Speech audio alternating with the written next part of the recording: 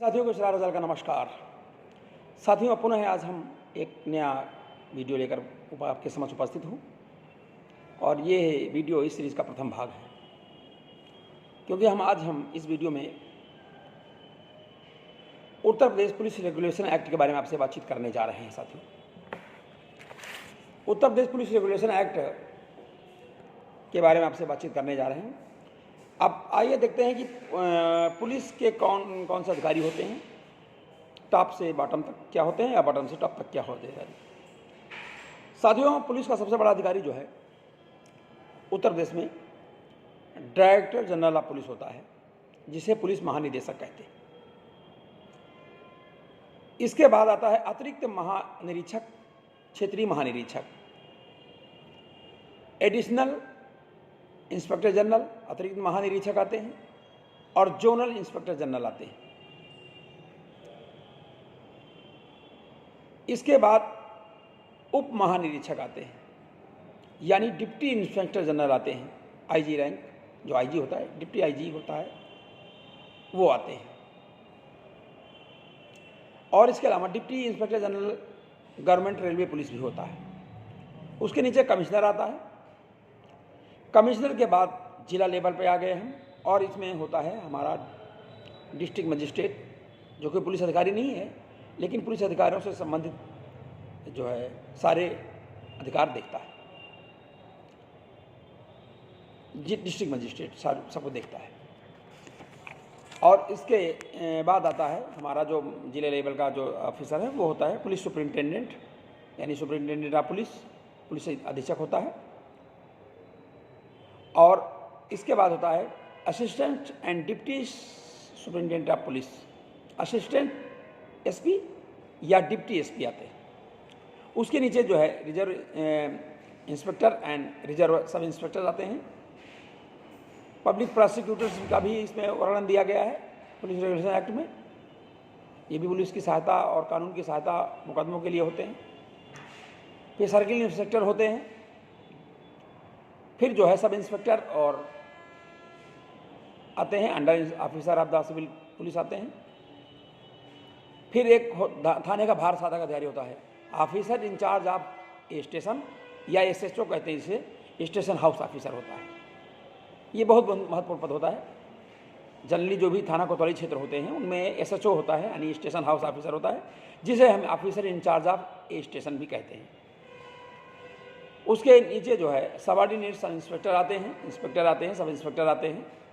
और थाने में फिर कांस्टेबल आता है, हेड कांस्टेबल आता है, हेड कांस्टेबल आता है। और उसके बाद में हेड कांस्टेबल के बाद में चौकी का हेड कांस्टेबल होता है। उसके बाद में कांस्टेबल की श्रेणी आ जाती है, सबसे नीचे आ गई कांस्टेबल श्रेणी।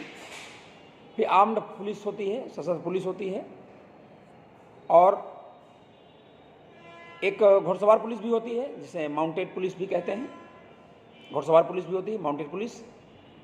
और फिर ग्राम पुलिस होती है। ग्राम पुलिस के अंदर विलेज पुलिस जिसे कहते हैं, इसमें विशेष तौर से चौकीदार को इस श्रेणी में रखा गया है।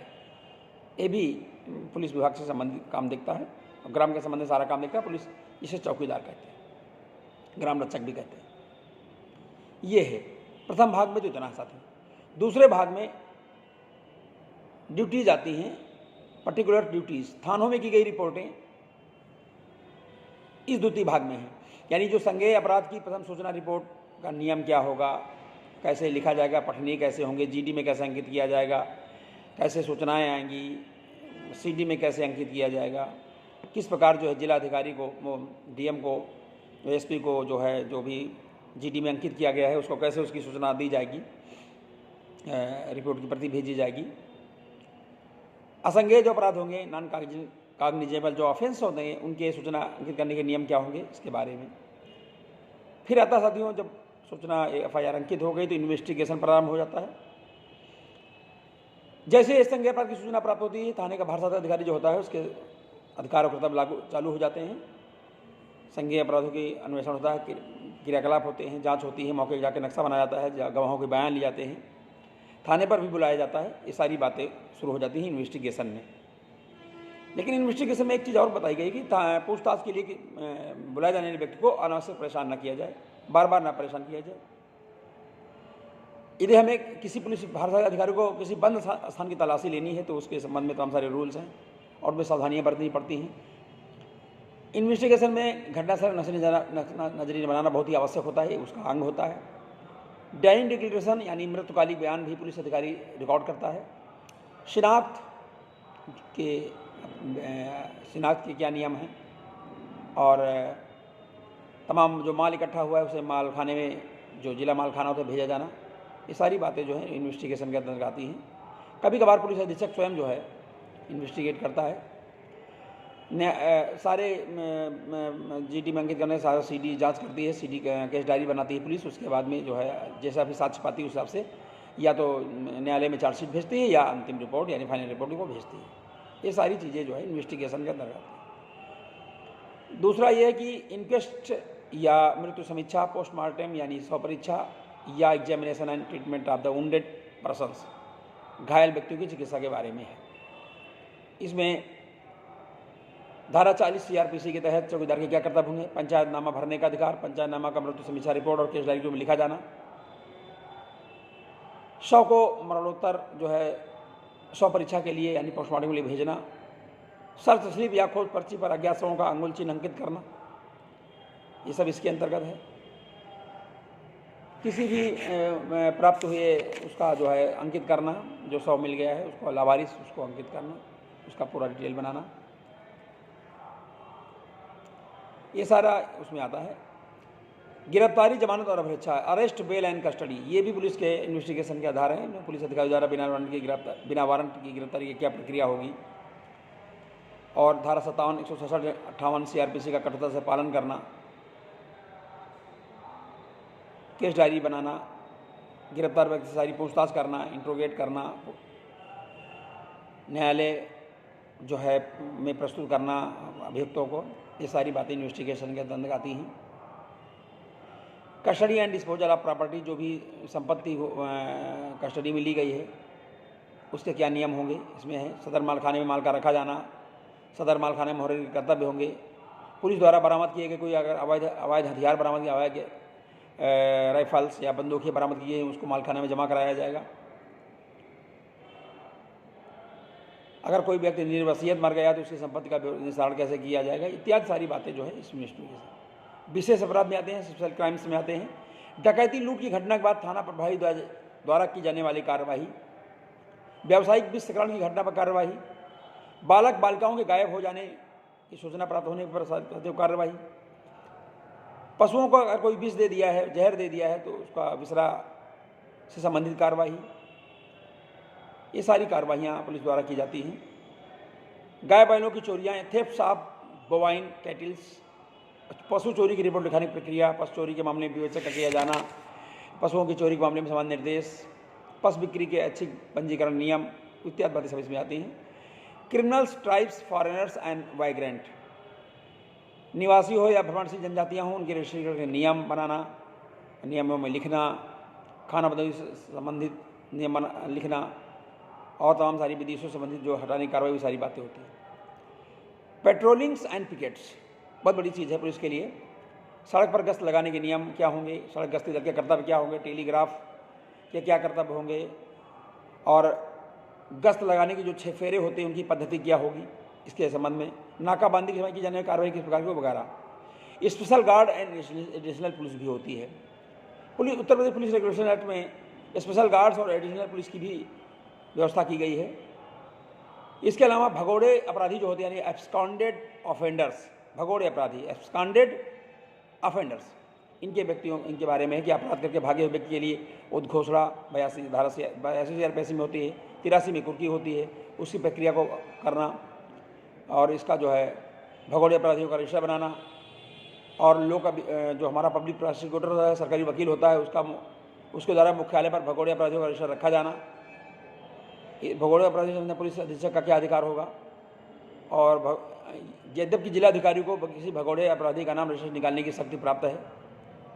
जो दुष्चरित्र होंगे यानी उनके रजिस्ट्रीकरण तथा निगरानी यानी registration and surveillance of bad characters का भी पुलिस को अधिकार होता है, ये भी पुलिस के पास अधिकार होता है।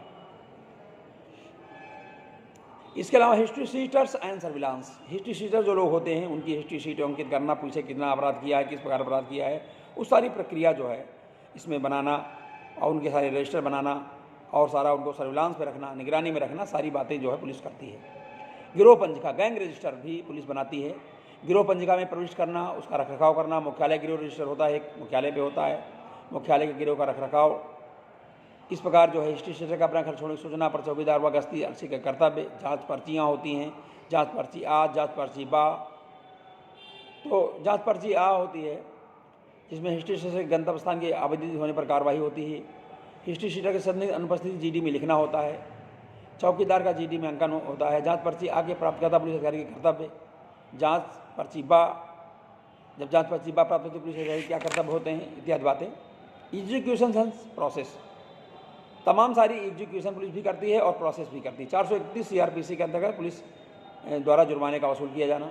चल संपत्ति की कुर्की और उसकी बिक्री द्वारा जुर्माने की वसूली के निवारण का निष्पादन तरीका पुलिस के पास होता है। पुलिस द्वारा कोषागार में धन जमा करने की कार्रवाई सब पुलिस रेगुलेशन एक्ट में आता है। रिकॉर्ड्स एंड कॉन्फिडेंशियल डॉक्यूमेंट्स, यानी अभिलेख और गोपनीय दस्तावेज जो पुलिस के पास होते हैं, इसमें पुलिस थानों पर रखे जाने विवरणों की सूची होती है। इसके अलावा साथियों पुलिस गजट और क्रिमिनल इंटेलिजेंस गजट होता है। थाने के कार्य में लिखे जाने तमाम सूचियाँ होती हैं। प्रत्येक थाने में सूचना पट लगाया जाना, थाना कार्यालय की दीवार पर थाना क्षेत्र का नक्शा लगाया जाना, निरीक्षण पुस्तिका अंग्रेजी हिंदी में रखी जाना, पुलिस थाने पर पुलिस फार्मों की प्राप्ति, जीडी और सीडी के रखरखाव के नियम, जीडी मतलब जनरल डायरी, सीडी मतलब केस डायरी, ये सब पूरा रखना, जीडी लिखने का नियम, जीडी में क्या क्या बातें लिखी जाएं। Accounts kept at police station, police पर रखा गया तमाम सारे लेखे होते हैं, कैश बुक वगैरह होती है। इसके अलावा परमानेंट एडवांस चेकों की पुस्तिका यानी चेक बुक्स वगैरह, ये सब सारा चीज़ें पुलिस रेगुलेशन एक्ट के अंतर्गत साथियों आता है। अकाल के समय पुलिस अधिकारियों को बहुत सारे कर्तव्य होते हैं, उसके बारे में पुलिस रेगुलेशन एक्ट में दिया गया है। Duties under special acts and rules, ये भी है। स्पेशल पुलिस ऑफिसर होते हैं, इनके भी अधिकार कर्तव्य जो है इसमें दिए गए हैं। और विविध मिसलेनियस में बहुत सारे अधिकार कर्तव्य दिए गए हैं, सबके अलग अलग हैं। डीएम के अलग हैं, एसपी के अलग हैं, पुलिस में जो आला ऑफिसर्स हैं उनके अलग हैं।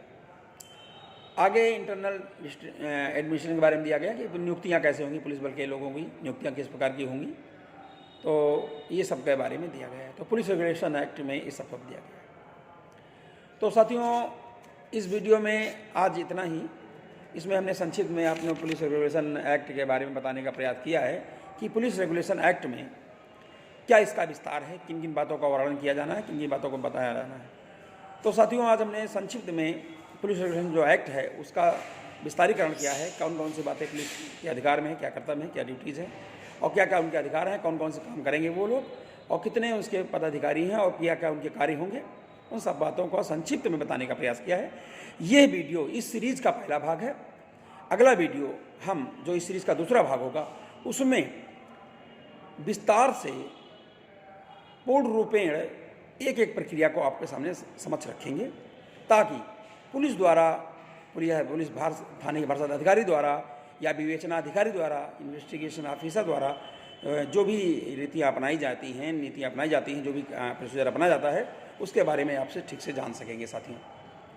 और प्रत्येक व्यक्ति का ये अधिकार है कि वो पुलिस की कार्यवाही के बारे में जाने, पुलिस की जो भी कार्यवाही है उसके बारे में ठीक से जाने, पुलिस किस पर काम करती है इसको भी जाने, सरकार ने पुलिस के लिए क्या नियम कर्तव्य बनाए उसको जाने और नागरिकों के क्या अधिकार कर्तव्य हैं उसको भी जाने।